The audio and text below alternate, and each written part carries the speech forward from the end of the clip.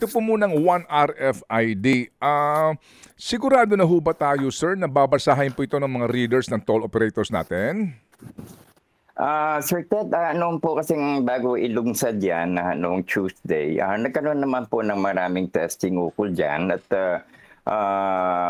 it has been noted during those testing na umuubra naman po yung pagbasa nitong ating mga readers dito sa One RFID stickers na kinakabit na po ngayon sa mga windshield ng ating mga applicants for the One RFID.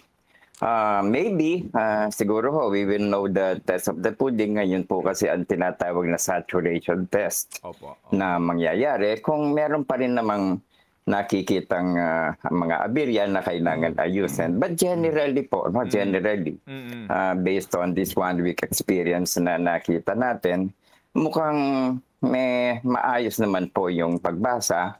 Kung meron po sigurong pumapalpak pa ay ipaalam lang po sa amin nang sa ganun maisaayos po natin yung mga necessary adjustments para ho mas maging mainam at efficient itong magiging One RFID system natin. Apo, ano ho ang kailangan ninyo kapag magsusumbong ang isang motorista na hindi po binasa ng isa pong toll operator sa kanila pong specific na toll booth yung pong kanilang RFID? Either One RFID o yung pong ano pa, yung hiwalay pa po na RFID? Opo, Sir Ted, tama po yan. Maraming salamat po. Relay po sa ating mga motoristang nagkakaroon pa rin ng aberya, no? Whether One RFID or yung dati pa rin sa aming tanggapan by emailing us, no, sa public assistance at trb.gov.ph at records at trb.gov.ph.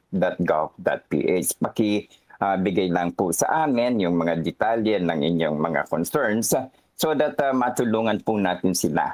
Gaya po ng sinasabi namin noon pa, kayo po ang makakatulong sa amin sa pagsasaayos nitong ating mga nararanasang problema sa RFID natin, lalo na ang media.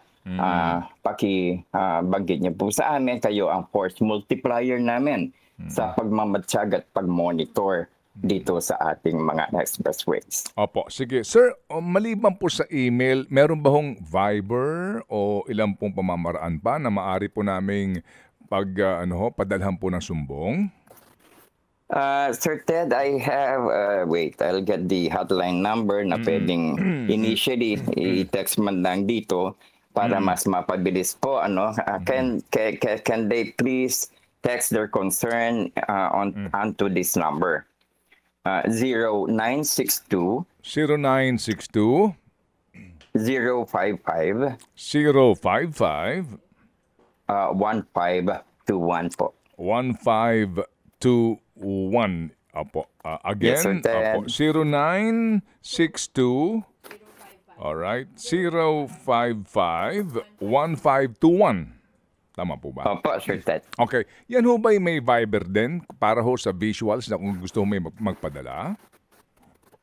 We can work on that po. I'll arrange with the office na kung pwede Viber number din ito nang sa gano'n ay maipasok yung mga necessary data na makikita kaagad other than through the email.